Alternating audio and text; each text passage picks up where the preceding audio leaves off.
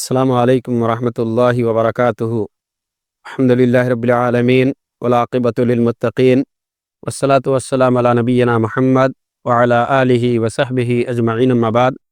رب اشرح لی صدری ویسر لی امری واحلل عقدۃ من لسانی یفقہوا قولی۔ معزز ناظرین و سامعین، آج کے درس میں انشاءاللہ العزیز میت کے حواشی یا میت کے اطراف میں جو اصحاب الفرائض ہیں ان کے حصے کی تفصیل آپ کے سامنے رکھوں گا۔ اصحاب الفرائض اور عصبہ کی جملہ فہرست آپ کے سامنے پیش کرنے کے لیے میں نے تمام وارثین کو 4 حصوں میں تقسیم کیا تھا۔ پہلا زوجین، دوسرا میت کی اصل، تیسرا میت کی فرع، اور چوتھا حواشی یا اطراف المیت۔ اطراف المیت کے اندر دونوں گروپ کے لوگ ہیں، اور اس سلسلے میں تفصیل میں ایک بار پھر آپ کے سامنے رکھتا ہوں۔ حواشی یا اطراف المیت میں سے جو عصبہ ہیں، چونکہ ان کا حصہ متعین نہیں ہے اس لیے ہم ان پہ گفتگو نہیں کریں گے۔ پہلے نمبر پہ جو اصحاب الفرائض ہیں اور جن کو سب سے پہلے مال دیا جانا چاہیے اور دیا جاتا ہے، انشاءاللہ العزیز اطراف المیت میں سے جو لوگ اصحاب الفرائض ہیں ان کے حصوں کی تفصیلات میں آپ کے سامنے رکھوں گا۔ سب سے پہلے ہم بات کرتے ہیں اخیافی بھائی بہن کی۔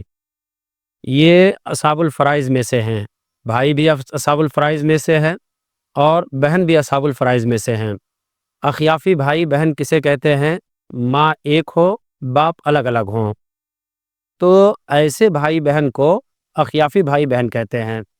شریعت کے اندر ان کی 3 حالتیں بیان کی گئی ہیں۔ پہلی حالت ہے کہ اگر کوئی آدمی انتقال کیا اور اس کا ایک اخیافی بھائی ہے یا ایک اخیافی بہن ہے، تعداد میں 1 ہوں، تو ایسی صورت میں ان کا حصہ سدس ہوگا، یعنی پورے مال کا 6واں حصہ اخیافی بھائی یا ایک اخیافی بہن کو جائے گا۔ اللہ رب العالمین نے قرآن مجید کے اندر ارشاد فرمایا، میراث کی تفصیل بیان کرتے ہوئے، وَلَهُ أَخٌ أَوْ أُخْتٌ فَلِكُلِّ وَاحِدٍ مِّنْهُمَا السُّدُسُ، کہ اگر کوئی آدمی انتقال کرے، انتقال کے بعد اس کا اخیافی بھائی ہو یا ایک اخیافی بہن ہو، تو ایسی صورت میں اس کو 6واں حصہ جائے گا۔ دوسری حالت پہ ہم بات کرتے ہیں کہ کوئی آدمی انتقال کیا، انتقال کرنے کے بعد اس کے اخیافی بھائی بہن ہیں اور ان کی تعداد 1 سے زائد ہے، 2 ہے، 3 ہے، تو ایسی صورت میں ان کو پورے مال کا ثلث ملے گا، یعنی پورے مال کا 1/3 حصہ انہیں دے دیا جائے گا، اور وہ مذکر اور مؤنث آپس میں برابر برابر مال کو تقسیم کر لیں گے۔ اللہ تعالیٰ نے قرآن مجید کے اندر ارشاد فرمایا کہ فَإِن كَانُوا أَكْثَرَ مِن ذَلِكَ فَهُمْ شُرَكَاءُ فِي الثُّلُثِ، کہ اگر یہ اخیافی بھائی بہن 1 سے زائد ہیں تو ایسی صورت میں اسی ثلث کے اندر یہ لوگ شریک ہوں گے، یعنی برابر برابر ان کے درمیان تقسیم ہو جائے گا۔ اور تیسری صورت ہے کہ اگر کوئی آدمی انتقال کیا اور انتقال کے بعد اس کی نچلی نسل میں سے، چاہے مذکر ہوں یا مؤنث ہوں، یا اسی طرح سے اوپر کی نسل میں سے مذکر ہوں، تو ایسی صورت میں اخیافی بھائی بہن کو کوئی حصہ نہیں ملے گا، یہ محجوب ہوں گے۔ تو یہ اخیافی بھائی بہن کی شریعت اسلامیہ نے حالتیں متعین کی ہیں اور ان کے حساب سے ان کے حصے بیان کیے ہیں۔ اس کے بعد ہم آتے ہیں حقیقی بہن، جو اصحاب الفرائض میں سے ہے۔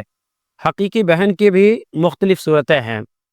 اگر کوئی آدمی انتقال کیا اور انتقال کے بعد اس کی صرف ایک حقیقی بہن ہے، تو ایسی صورت میں وہ میت کے مال کا آدھا حصہ پائے گی۔ دوسری حالت ہے کہ اگر کوئی آدمی انتقال کیا اور صرف بہنیں ہیں، حقیقی بہنیں ہیں اور 1 سے زائد ہیں، تو ایسی صورت میں انہیں ثلثان ملے گا، یعنی پورے مال کا 2/3 حصہ۔ اور تیسری صورت ہے کہ آدمی اگر انتقال کیا اور انتقال کے بعد اس کی بہنیں ہیں، بہن کے ساتھ بھائی بھی ہیں، تو ایسی صورت میں عصبہ بالغیر ہوں گے، للذکر مثل حظ الانثیین، جس کی تفصیل پہلے پیش کی جا چکی ہے، اسی حساب سے ان کے درمیان مال کو تقسیم کیا جائے گا۔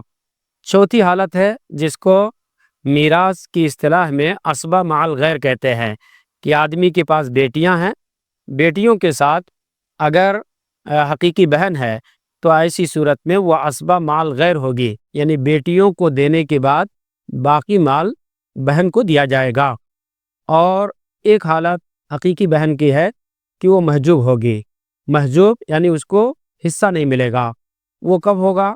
وہ اس صورت میں ہوگا کہ جب میت کی میل اولاد ہو، یا اسی طرح سے میت کی اصل مذکر ہو، اوپر کوئی مذکر ہو یا نیچے کوئی مذکر ہو، مرد ہو، تو ایسی صورت میں میت کی حقیقی بہن محجوب ہوگی، اس کو حصہ نہیں ملے گا۔ اس کی تفصیلات قرآن اور احادیث کے اندر موجود ہیں۔ اس کے بعد آخری کڑی اس سلسلے کی باپ شریک بہن، جس کو اللتی بہن کہتے ہیں، کہ باپ ایک ہو اور مائیں دو ہو۔ ایک عورت ایک بچی کسی ماں سے پیدا ہوئی اور دوسری بچی اس آدمی کی دوسری بیوی سے پیدا ہوئی، یا اس طرح سے ایک آدمی کے پاس ایک سے زائد بیویاں ہوتی ہیں، تو چونکہ شوہر ایک ہوتا ہے، اس کی کئی بیویاں ہوتی ہیں، اور ان بیویوں کے جو بچے ہوتے ہیں وہ آپس میں اللتی بھائی بہن ہوتے ہیں۔ تو اللتی بہن بھی یہ اصحاب الفرائض میں سے ہے۔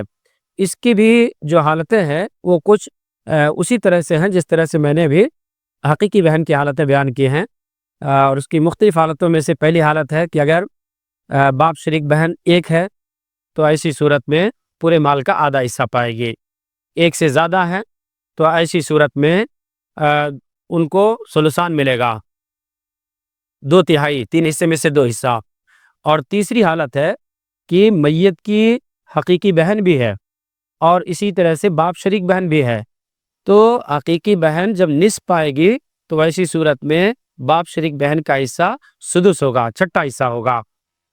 چوتھی حالت ہے کہ بیٹی کے ساتھ اگر باپ شریک بہن ہے تو ایسی صورت میں عصبہ مال غیر ہوگی، یعنی بیٹی کو دینے کے بعد پھر بہن کو دیا جائے گا۔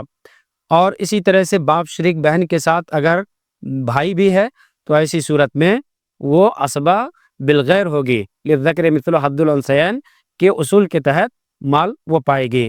اور آخری صورت ہے محجوب ہوگی، یعنی میت کی نچلی نسل میں، یعنی بیٹا ہے، پوتا ہے، یا اوپر کی نسل میں باپ ہے، دادا ہے، تو ایسی صورت میں باپ شریک بہن محجوب ہوگی۔ یہ چند وہ حالتیں ہیں جو قرآن مجید کی سورہ نساء کی آیات کے اندر اور احادیث کے اندر بیان کی گئی ہیں۔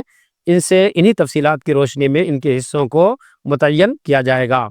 اور یہ جو تفصیلات بیان کی گئی ہیں اصحاب الفروض کی، ایسا ضروری نہیں ہے کہ جن کا جو حصہ بیان کیا گیا ہر صورت میں وہ حصہ پائیں گے، بلکہ اس کے کچھ قواعد ہیں، محجوب کے قواعد ہیں، یا اسی طرح سے عصبہ کے اندر مال کو تقسیم کیے جانے کے بھی کچھ قواعد ہیں۔ انشاءاللہ وہ اگلے دروس میں اصول اور قواعد آپ کے سامنے پیش کیے جائیں گے، جن کی روشنی میں ہر ایک کا کب حصہ متعین ہوگا، کب کون وارث حصہ دار ہوگا، انشاءاللہ وہ تفصیلات ہمیں اور آپ کو سمجھنے میں آسانی ہوں گی۔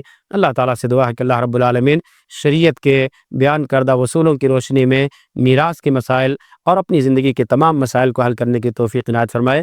آمین۔ وآخر دعوانا ان الحمد للہ رب العالمین۔ السلام علیکم ورحمۃ اللہ وبرکاتہ۔